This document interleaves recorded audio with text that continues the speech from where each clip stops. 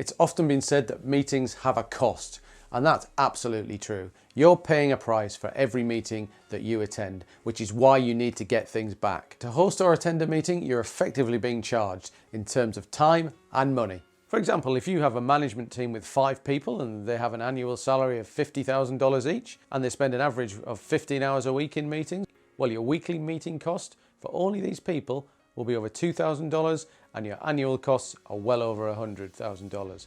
If you can reduce that by 40%, well, you're saving $42,000 a year.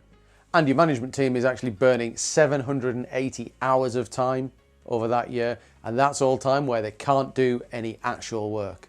And then there's a third cost of meetings, and that's the cost related to employee morale and burnout. As I've said before, wasted time on meetings is a common complaint in employee satisfaction surveys. People don't like wasting time in meetings. These time wasters can be a source of great frustration, and if an organisation has a systemic meeting culture or it just becomes the norm, well, that can really contribute to a sense of unfulfillment and boredom, and that's very common in burnout situations. And there's also another cost of meetings, and that's the cost of context switching. Let me explain. To attend or host a meeting, well, you've got to stop what you're doing, spin up your notes, grab your paperwork, and prepare to get ready for the next meeting. If you're the host, you might have to pull up some materials, you might even have to move to a different conference room or even a different building.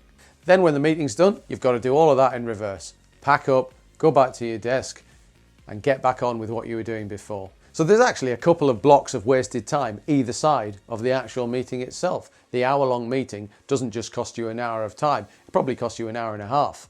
So you can see, meetings have a cost. They certainly don't come for free.